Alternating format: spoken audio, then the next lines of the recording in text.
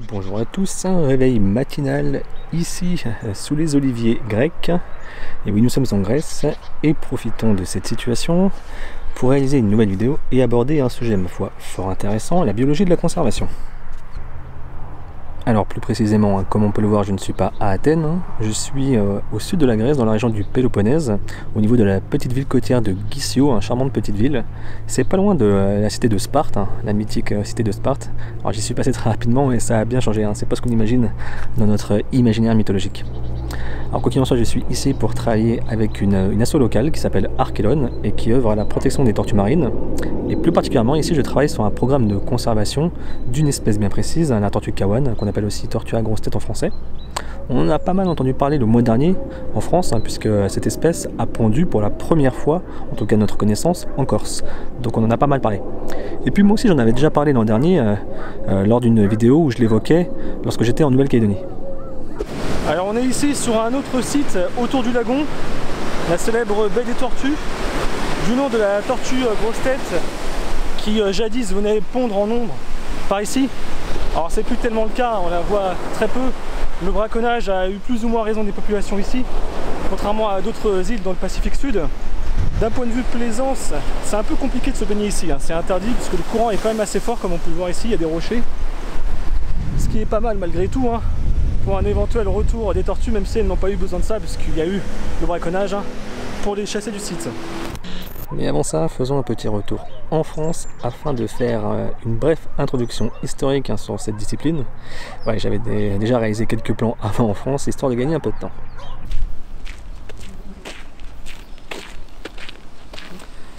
Tiens, ça fait longtemps. Avant de commencer, est-ce que vous savez quel est le point commun entre l'auroch, le pigeon migrateur, le thylacine ou encore le grand pingouin? Alors évidemment, ces 4 espèces sont aujourd'hui disparues, mais avant cela, elles ont toutes bénéficié de programmes de renforcement et de conservation qui n'ont malheureusement pas porté excellemment bien leurs fruits. En tout cas, vous l'avez compris, aujourd'hui on va parler biologie de la conservation. Alors cette branche de la biologie, elle se donne pour objet l'étude des populations qui encourent une menace démographique. Donc elles peuvent être en passe de disparaître ou être juste, entre guillemets, en déclin. Donc cette discipline étudie les mécanismes et tente d'apporter des idées pour enrayer ce déclin. Donc là on est tout pile dans le champ des disciplines scientifiques appliquées. De manière générale, le but de toute science, c'est de répondre à l'éternelle question du pourquoi. Alors évidemment, aucune science n'y arrive véritablement. Mais en additionnant toutes les sources de savoir, on s'approche de la réponse. Bon, par contre, c'est évidemment un questionnement purement théorique, c'est symbolique. A contrario, le but des sciences appliquées, intrinsèquement, c'est plutôt de répondre à la question du comment. La biologie de la conservation, c'est la branche de la biologie qui va être à l'œuvre lorsqu'il va s'agir de comprendre les raisons du déclin que traverse actuellement la biodiversité à l'échelle mondiale. Et là, pas de jugement de valeur, on ne va pas discriminer les causes d'origine humaine, d'origine anthropique, des causes purement naturelles, pour autant qu'il soit facile de déterminer ce qui est naturel ou pas. Et aux raisons de ces mécanismes, cette discipline va opposer des idées pour remédier à ce déclin. Donc cette science, vous la voyez notamment lorsque vous regardez un documentaire animalier, très souvent. Vous la voyez également lorsque votre ville organise une gestion différenciée de ses parcs et jardins, lorsqu'elle fauche tardivement l'herbe au bord de la route, ou lorsqu'une association, par exemple, tente de réintroduire une espèce dans son milieu naturel. Et pour être honnête, la biologie de la conservation, c'est grossièrement ce que veulent faire tous les étudiants en biologie et en écologie lorsqu'ils démarrent leurs études. Historiquement, c'est très compliqué de mettre un point de départ à cette science. L'homme, depuis toujours, il a eu conscience de la réalité de son milieu, et il a eu conscience également de la fragilité des êtres vivants et des habitats. Et donc, de fait, des mesures mises en place pour limiter ces menaces, il en existe depuis vraiment très longtemps. Il est bien évident que depuis le néolithique et l'invention de l'agriculture, et en particulier la domestication de certaines espèces sauvages, il fallait essayer de trouver un équilibre pour maintenir les effectifs, et ainsi éviter de menacer d'une année sur l'autre le renouvellement. C'est logique. Thalheim, en Allemagne, 5000 ans avant Jésus-Christ. C'est l'âge agricole, le début de la vie en communauté. Les tribus dépendent des récoltes pour subsister. Le point fondamental à retenir au sujet des premiers villages d'agriculteurs, c'est que le groupe devient fixe. Il est retenu par les récoltes, les troupeaux et les champs. Le potentiel de dispute et de violence entre différentes factions est beaucoup plus élevé. Bon là évidemment on parle surtout d'empirisme, et pas encore de sciences. Et puis là, il s'agit d'économie et de politique. Mais justement, la biologie de la conservation, c'est typiquement le genre de discipline qui est à la croisée des sciences du vivant et des sciences humaines, puisqu'elle emprunte autant à la génétique et à l'écologie des communautés qu'à la géographie, à l'économie ou encore le droit.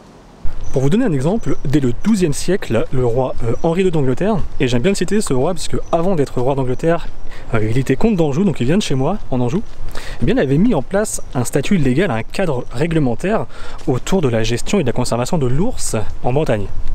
On peut citer également le cas de l'auroch que j'ai évoqué tout à l'heure. Alors l'auroch, c'est une espèce de bovidé aujourd'hui éteinte. Même si elle subsiste encore aujourd'hui symboliquement au sein de nos bonnes vieilles vachettes actuelles, puisque les vaches européennes, vraisemblablement, elles seraient issues de la domestication de l'auroch au néolithique. Mais cette espèce, le dernier représentant est mort en Pologne en 1627. Et croyez-moi, à l'époque, en Europe de l'Est, c'était une inquiétude majeure, voilà, la raréfaction de cette espèce. Et de nombreuses mesures ont été mises en place pour tenter de sauver l'auroch.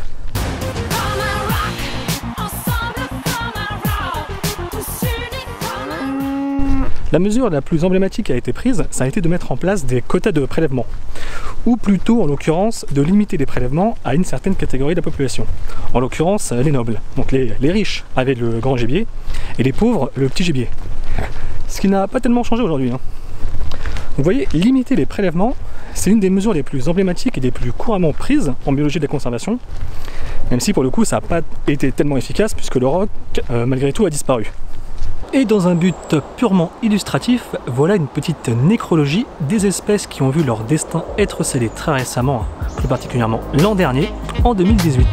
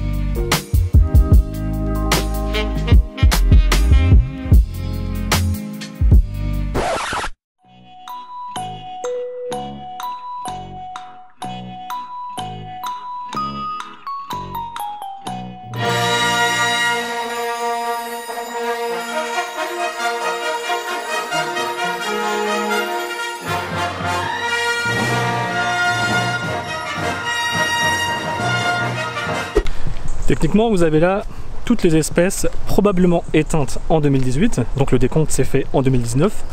Pour ce qui est de cette année, donc l'année n'est pas encore terminée, donc le décompte se fera l'an prochain. Et nul doute qu'un bon paquet d'espèces disparaîtront sans même qu'on ait jamais eu vent qu'elles aient existé. Ce qui du coup, on peut dire qu'elles ont eu un peu de chance dans leur malheur.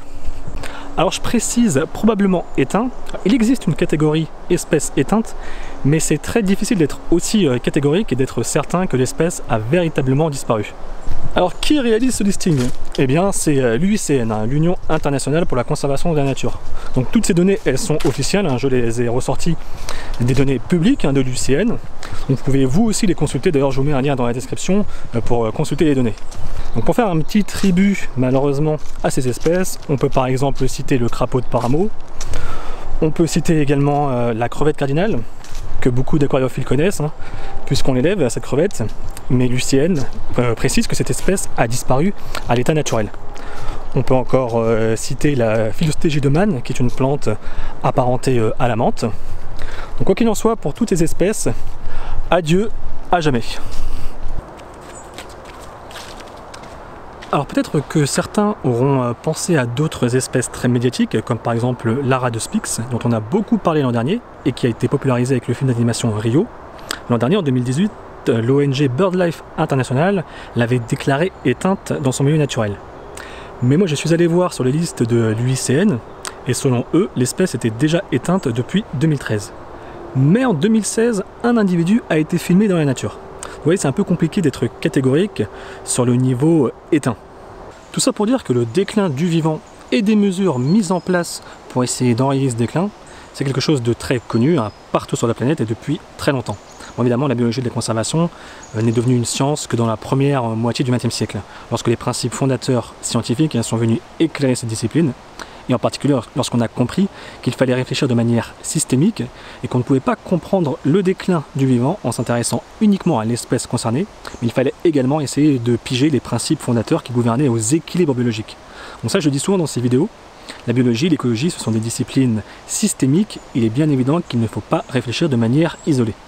Alors une fois qu'on a identifié une espèce, ou plutôt une population comme étant en déclin, on fait quoi? Ça commence par quoi une campagne en biologie de la conservation?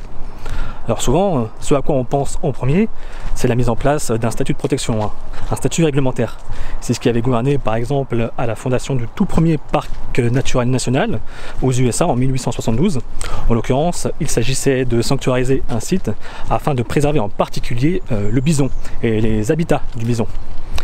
Mais en réalité, agir in situ, mettre en place des stratégies de conservation, mettre en place des règles, des lois, donc vraiment agir sur le site, ça on fait ça souvent en dernier. Ce qui vient en premier lieu, c'est tout d'abord connaître sa cible. Donc là du coup on a une petite trace de tortue qui sort du nid. Donc comme tu peux voir, ce nid là il était pondu donc le 7, ici c'est marqué donc le 7 juillet. Et donc celui-là c'est pas la première fois qu'il éclot, on peut voir qu'il est déjà éclos aussi le 24. Du coup, il n'y a pas besoin de remarquer sur le bambou ou sur les pierres. Bon, après, il faut compter les traces, donc c'est qu'une seule petite trace qui sort du nid.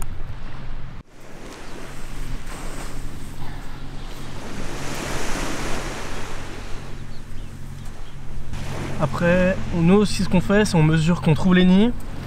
On va mesurer ce qu'on appelle le petit H. Du coup, ça va être la distance entre l'œuf le plus haut dans les chambers et la plage. Donc généralement c'est entre ça peut varier c'est entre plus court, c'est entre 15 et 30 cm. Du coup ça laisse un peu une idée de la egg chamber. Si jamais tu trouves le petit H qui a 20 cm et tu trouves le fond de la egg chamber qui est à 50, bah le nid en gros il a 30 cm de profondeur entre guillemets.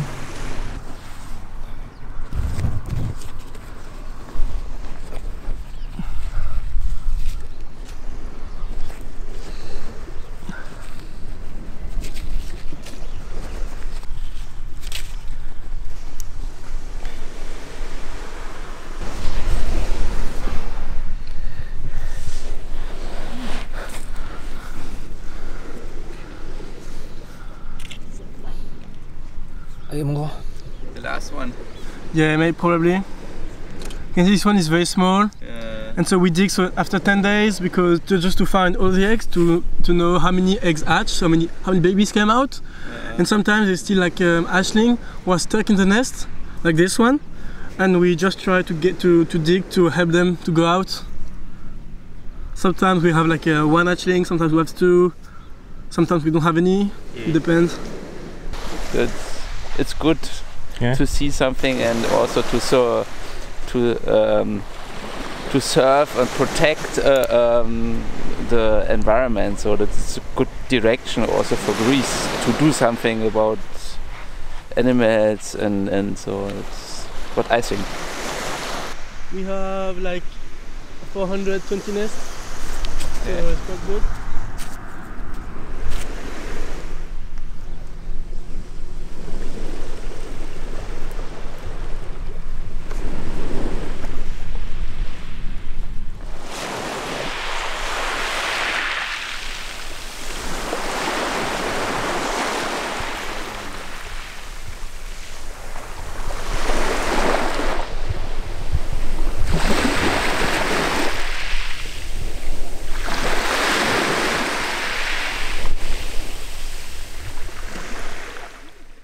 Donc vous voyez, les campagnes d'inventaire, en réalité c'est ça la base. Et là je parle de toutes les campagnes d'inventaire, celles qui concernent une seule espèce, comme ici en l'occurrence la tortue kawan, ou celles qui visent à comprendre tout un cortège d'espèces, des campagnes d'inventaire qui font appel à des compétences internationales, jusqu'aux plus modestes petits inventaires. En France notamment, la plupart des mesures prises en biologie de la conservation, elles se basent sur les inventaires que tout un chacun peut fournir. Donc les scientifiques, mais aussi les naturalistes amateurs ou encore les naturalistes en herbe. Naturalistes en herbe. Blague de naturaliste. Et surtout, il y a à présent qu'a été mise en place la fameuse stratégie nationale pour la biodiversité et la fondation de l'Agence française pour la biodiversité en 2017. Donc la France, elle s'est mise dans l'idée de réaliser un inventaire aussi exhaustif que possible de notre biodiversité. Et pour parvenir à cet ambitieux objectif, le Muséum national d'histoire naturelle rédige et actualise l'INPN, l'inventaire national du patrimoine naturel. Et pour enrichir l'INPN, le muséum ne fait pas uniquement appel aux forces vives du muséum, puisqu'il fait appel également aux compétences de partout, de nombreux partenaires dans toute la France, que ce soit les inventaires réalisés par les collectivités, les associations locales, mais aussi les inventaires que chacun d'entre nous peut réaliser. Le muséum anime notamment, et depuis plus de 20 ans, un puissant programme de sciences collaboratives, de sciences participatives, appelé le programme Viginature. Donc ce programme vise à inciter tous les citoyens à alimenter cette banque de données et à un peu mieux connaître notre biodiversité. Par exemple, elle fournit des protocoles très simples que on peut tous mettre en œuvre pour apprendre à reconnaître les oiseaux ou les papillons dans notre jardin, ou encore apprendre à reconnaître les plantes qui poussent sur un trottoir près de chez nous. Les sciences participatives, c'est vraiment un outil puissant pour améliorer notre connaissance. Et à ce petit jeu-là, de nombreuses associations possèdent également aussi leur programme. Par exemple, la LPO anime les sites Faune Région, où tous les citoyens peuvent participer et contribuer à améliorer la connaissance régionale. On peut également citer le site internet Tela Botanica, qui vise à améliorer la connaissance en ce qui concerne notre patrimoine naturel floristique. Alors il est bien évident qu'améliorer notre connaissance quant à notre patrimoine naturel, c'est pas uniquement s'intéresser au territoire métropolitain. Il faut également, bien évidemment, s'intéresser à nos collectivités d'outre-mer. Si on prend en compte ne serait-ce que la Guyane et la part de forêt amazonienne que ce département renferme, il est évident qu'il faut prendre en compte ce patrimoine. En fait, j'irais même au-delà. Les équilibres biologiques font évidemment fi des clivages administratifs et géographiques. Donc pour connaître l'étendue du patrimoine biologique national, européen, mondial, il faut faire appel aux compétences internationales et faire appel à la bonne volonté de tout un chacun partout sur la planète. D'ailleurs, à ce petit jeu-là, le Muséum national d'histoire naturelle a initié en 2009 avec l'ONG internationale ProNatura un programme d'inventaire naturaliste nommé La Planète Revisitée. Donc ce programme, il vise à connaître un peu mieux la biodiversité au niveau de ce qu'on appelle les hotspots de biodiversité. Vous savez, ces zones à la surface du globe où la biodiversité est la plus menacée, mais est également la plus exceptionnelle car la plus endémique. Et j'ai eu la chance, moi, de participer à ces campagnes d'inventaire, en particulier à la campagne 2017 qui avait eu lieu dans le Pacifique Sud, puisque l'ONG que nous avons cofondée, mes amis Nicolas, Clémence et moi-même, a été chargée d'étudier notamment la diversité biologique en crustacés et en poissons en Nouvelle-Calédonie. Et c'est dans ce cadre que j'avais notamment filmé Nicolas dans une précédente vidéo, et où je m'étais vautré comme un abruti, lorsque lui il était vraiment à l'aise dans le milieu naturel.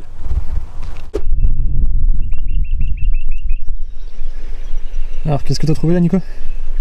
Des petites crevettes d'eau douce. Probablement des paratia, mais je regarderai ça à la loupe tout à l'heure. Alors, regardez un peu plus bas. C'est le genre de choses qui peut arriver lorsqu'on fait du terrain. Je me suis enfoncé d'un bon mètre dans l'eau. C'est le genre de choses qui arrivent. Ça fait aussi partie, on va pas dire du plaisir du naturalisme, mais ça fait partie aussi du boulot. Bon, maintenant qu'on en est là, on connaît le vivant, on connaît sa diversité, on a appris à connaître sa cible, quelles sont les populations concernées, quelles sont les populations menacées, quelles sont les interactions entre ces êtres vivants et leur milieu et avec les êtres vivants. Est-ce qu'il s'agit de passer aux mesures de protection et aux mesures de conservation au niveau du site stricto sensu? Bien là encore, c'est peut-être un peu trop tôt. Il y a encore certaines choses que l'on peut faire en premier lieu. Et en premier lieu, ce que l'on peut faire, c'est faire connaître une cause. Sensibiliser et vulgariser l'information. C'est d'ailleurs ce qu'on fait un peu tous ici avec ces vidéos. Mais ça, on en reparlera dans une prochaine vidéo. J'ai l'impression que je démarre plein de séries avec cette chaîne, mais que je ne les termine pas. Mais si, on va tout terminer. Je vous dis à bientôt.